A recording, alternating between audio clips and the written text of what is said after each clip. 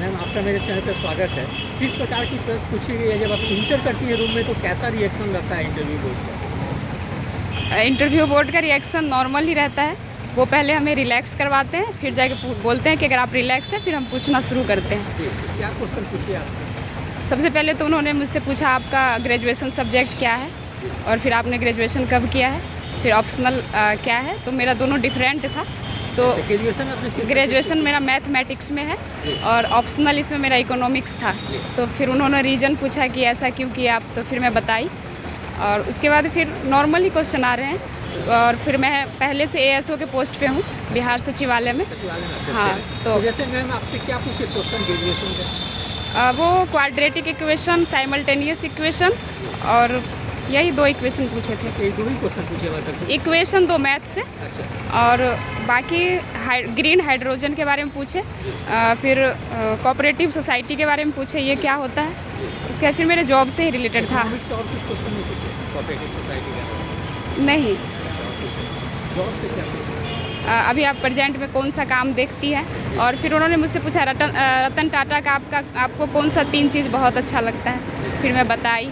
उसके बाद फिर आप SC/ST का कल्याण क्यों नहीं हो रहा है इसके बारे में आप बताइए। तो फिर हम बताए 2-3 चीज़। यही रहा मेरा। बस इतना ही पूछे जॉब से? हाँ, इतना ही। और कुछ क्वेश्चन बिहार से रिलेटेड? नहीं, उतना कुछ नहीं। वो बस 4 से 5 क्वेश्चन पूछ रहे हैं। फिर हो जा रहा नेशनल इंटरनेशनल कुछ है। नहीं, नेशनल इंटरनेशनल। आपके जॉब से पूछे या 2-3 क्वेश्चन मैथमेटिक्स से? हाँ, मैथमेटिक्स से। फिर ये ग्रीन हाइड्रोजन का कंसेप्ट क्या है वो पूछे। तो मैम आपने सारे क्वेश्चन के जवाब दिया, सॉरी भी बोलिए? मैं तो दी, बस 1-2 क्वेश्चन में सॉरी बोली। वो रूरल और कोऑपरेटिव सोसाइटी के बारे में उन्होंने पूछा तो मैं इसमें अच्छे से रिकॉल नहीं कर पा रही थी तो मैं नहीं बता पाई। अच्छा, तो कैसा बोर्ड का रिएक्शन रहता है जब आप सॉरी बोलते हैं नहीं जानते हैं? तो उनका ये रहता है कि ठीक है, अब अगला क्वेश्चन आ रहा है तो आप उस पर जवाब दे सकते हैं। वैसा उनका हाव भाव रहता है। अच्छा मैम, इसका आपने जैसे तैयारी की ऑप्शनल सब्जेक्ट इकोनॉमिक्स का, तो कौन सा बुक पढ़ी थी, कुछ बुक बताएंगे? हाँ, मैं तो सबसे पहले तो जो इसका PYQ है उसको अच्छे से एनालाइज़ की। उसके बाद फिर मैं NCERT मेरा मूल सोर्स था, करंट से उसको अपडेट की और PYQ को बहुत अच्छे से किया बस। जैसे मैम इसमें तो कटअप भी ज़्यादा जाती है, तो इससे PT की तैयारी आपने कैसे की? अभी चूँकि 69 से पैटर्न बहुत चेंज देखने को मिले थे। अभी 17 BPSC भी 13 दिसंबर को होने वाली है। तो जो न्यू स्टूडेंट है वो किस चीज़ पे ज़्यादा फोकस करें आपके? मेरा तो PT के लिए यही है कि लास्ट टाइम में आप जितना से ज़्यादा रिवाइज कर सकते हैं। जैसे कि अभी 13 दिसंबर को एग्ज़ाम है तो आप कोशिश करिए कि 1 दिसंबर तक आपका जो भी सिलेबस है उसको कंप्लीट कर लीजिए। मैंने सिलेबस जैसे हिस्ट्री हो गया, पॉलिटी हो गया और थोड़ा सा मेरा ये भी मानना है कि आप जैसे पैटर्न चेंज हो रहा है तो आप UPSC का भी 10 साल का PYQ देख सकते हैं क्योंकि कुछ क्वेश्चन पिछले 69th में भी आया था। UPSC से क्वेश्चन आए थे? हाँ, उसका जो PYQ लगभग 5 से 6 क्वेश्चन आया था। तो अगर आपके पास टाइम है तो उसको देख सकते हैं। उसके बाद जो लास्ट का 13 दिन है मतलब 13 दिसंबर तक, तो उसमें आप मैक्सिमम रिवीजन पे ध्यान दीजिए और टेस्ट सीरीज को बहुत अच्छे से एनालाइज करिए। तो मैम जैसे सिविल सर्विस के अलावा अदर स्टेट PCS है, जैसे उत्तर प्रदेश है, झारखंड है, राजस्थान है, वो सब का भी क्वेश्चन रखना यूजफुल होगा आपके अनुसार? मैं तो नहीं देखी हूँ, बाकी जिनके पास टाइम है वो देख सकते हैं क्योंकि मेरे पास जॉब के साथ प्रिपरेशन में बहुत कम टाइम था। तो मैं जो सटीक चीज़ होता है वो उसको ही पढ़ी हूँ, बार बार पढ़ी हूँ। मैम जैसे करंट अफेयर्स में लगभग 30 प्लस पूछ दी जाती है, तो उसकी तैयारी आपने कैसे की? करंट अफेयर्स के लिए कोई मैगजीन वगैरह रेगुलर फॉलो कर सकते हैं। बाकी आप न्यूज़पेपर। कौन सा न्यूज़पेपर? मैं जनसत्ता पढ़ती थी।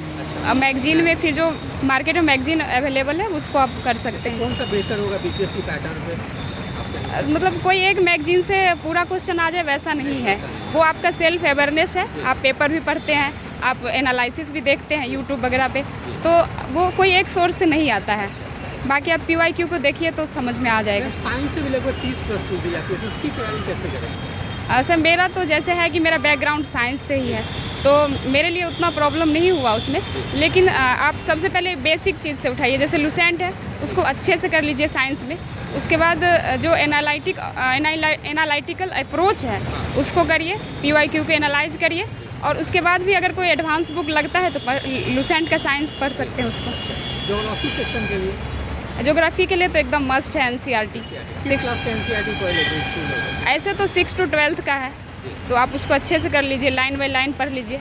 अगर आपके पास टाइम नहीं है तो आप 11-12 का देख सकते हैं। बिहार से रिलेटेड क्वेश्चन के लिए? बिहार स्पेसिफिक के लिए बिहार स्पेशल का जो बुक है वो मैं पढ़ी थी। बाकी जो करंट अफेयर है वो जो मैगजीन है उसमें कवर रहता है बिहार करंट अफेयर, तो वो मैं की थी।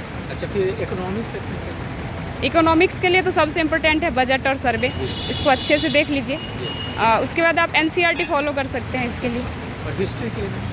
हिस्ट्री के लिए भी जैसे अभी पैटर्न चेंज हो रहा है, तो उसके लिए मैं मॉडर्न हिस्ट्री से ज़्यादा क्वेश्चन आता है, तो मैं कहूँगी कि आप स्पेक्ट्रम को देख लीजिए। अगर आप पढ़े हैं तो उसको रिवाइज कर लीजिए, अगर नहीं पढ़े हैं तो फिर भी आपके पास अभी टाइम है 13 दिसंबर तक में, क्योंकि ये एक मेजर पोर्शन को कवर कर रहा है, तो आप देख कर सकते हैं उसको, स्पेक्ट्रम को कर सकते हैं। मैम मेंस में इकोनॉमिक सेक्शन में टोटल 5 क्वेश्चन ही लिखने रहते हैं, लॉन्ग क्वेश्चन, कि शॉर्ट भी लिखने होते हैं, लॉन्ग भी, दोनों लिखने रहते हैं? नहीं, मेंस में तो लॉन्ग क्वेश्चन ही रहता है। इकोनॉमिक ऑप्शनल सब्जेक्ट में दोनों आते हैं, मतलब लॉन्ग क्वेश्चन भी रहते हैं, शॉर्ट भी रहते हैं? नहीं, लॉन्ग ही रहता है, ऑप्शनल ही रहते हैं, 10 में से 5 लिखने रहते हैं। हाँ। अच्छा, तो जैसे BPSC का प्रीवियस ईयर जो पहले एग्जाम हुआ था वो ज़्यादा यूजफुल है क्वेश्चन बैंक? हाँ, क्वेश्चन बैंक एकदम मस्ट है, क्वेश्चन बैंक एकदम मस्ट है। अच्छा मैम, जैसे GS की बात करें तो पेपर से में बहुत डायनेमिक क्वेश्चन आती है, खास करके पॉलिटी में बिहार से रिलेट करके क्वेश्चन पूछ दी जाती है, तो उसको तैयारी कैसे करें?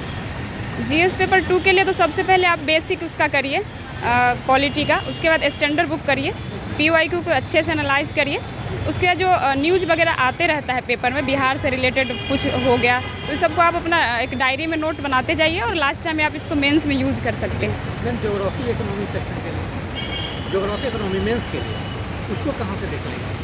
ज्योग्राफी के लिए तो वही NCERT जो आपने पहले पढ़ा था, आपने उसका नोट्स बनाया था, तो उसको बस आप करंट से उसमें ऐड करते जाइए करंट को, बस हो जाएगा। और मानसून वगैरह से हाँ, वो NCERT में है, आप उसको पढ़िएगा अच्छे से तो हो जाएगा। अच्छा, फिर जैसे इकोनॉमी में ट्रिकल डाउन इफेक्ट से क्वेश्चन पूछ दी गई थी, उसको तैयार कैसे करें? हो जाएगा, वो है, मतलब जो आप NCERT में भी है, और आप जो कोई स्टैंडर्ड बुक प्रीफर करिएगा तो उसमें मिल जाएगा। अच्छा, साइंस टेक के लिए?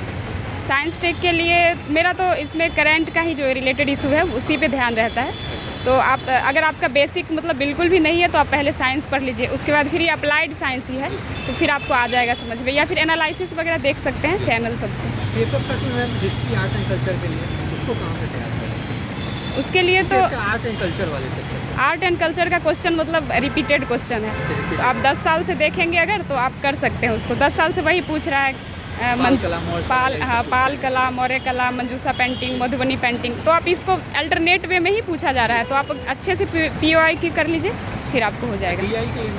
DI तो फिर प्रैक्टिस का ही चीज़ है, आप हाँ PYQ को जितना अच्छे से प्रैक्टिस कर लीजिए, और ख़ास करके जब आप मेंस में इंटर करते हैं अभी तो आपको प्री का करना है अच्छे से, जैसे ही प्री का हो जाता है रिजल्ट उसके बाद आप रेगुलर बनाइए, 2 या 3 DI रेगुलर बनाना है। अच्छा मैम, जैसे एक लास्ट क्वेश्चन पूछेंगे कि मेंस में नंबर ऑफ क्वेश्चंस काफ़ी ज़्यादा रहते हैं, GS सेक्शन में क्वेश्चन छूटने की संभावना रहती है, तो कैसे तैयारी करें कि छूटे ना? इसके लिए तो फिर आप प्रैक्टिस ही करिए, जितना ज़्यादा से ज़्यादा लिख सकते हैं आप, क्योंकि वहाँ पे ये मैटर करता है कि आपका राइटिंग स्पीड कितना है। अच्छा, तो राइटिंग स्पीड के लिए फिर प्रैक्टिस ही ज़रूरी है। मैम आपका मीडियम कौन सा था, इंग्लिश था या हिंदी? मेरा हिंदी मीडियम था। हिंदी मीडियम था, तो हिंदी मीडियम में क्या कुछ मतलब ज़्यादा टाइम टेकिंग कठिनाई होती है क्या? हाँ, वो होता है, जैसे हिंदी में सिरो रेखा लगाना होता है लिखने के बाद, और इंग्लिश में ऐसा नहीं है, तो थोड़ा सा रिटन में टाइम टेकिंग है, लेकिन ये प्रैक्टिस से हो जाएगा। अच्छा मैम, जैसे कि एक चीज़ लास्ट क्वेश्चन पूछना चाहेंगे कि बहुत सारी लड़कियां ऐसे हैं जो ग्रामीण पृष्ठभूमि से आती हैं, उन लोगों को फैमिली का उतना सपोर्ट नहीं मिलता है, सोसाइटी का बहुत ज़्यादा प्रेशर रहता है, तो वैसी स्थिति लड़कियां कैसे अपने आप को डेवलप करें, वो भी कम्पिटिटिव एग्जाम में सक्सेसफुल हो सके, आपको बताएंगे कैसे? अभी जैसे मतलब सोशल मीडिया का इतना अवेयरनेस हो गया है, तो वहाँ से वो गाइडेंस ले सकती हैं। बाकी प्रेशर तो रहता ही है, जैसे आप जब तक आपको जॉब नहीं लगा है, आप प्रिपरेशन कर रहे हैं, तो बहुत लोग आपसे आकर पूछेंगे कि प्रेशर बनाएंगे कि अभी तक जॉब नहीं हुआ, तो इसको माइंड नहीं करना है। अगर हम अच्छे से लगते हैं, माना टाइम लगता है लेकिन हम कर पाएंगे, बस इसी कॉन्फिडेंस को बनाए रखना है। गाइडेंस के लिए यूट्यूब वगैरह है ही, वो वहाँ से देख सकती हैं। Thank you ma'am, best of luck. Thank you.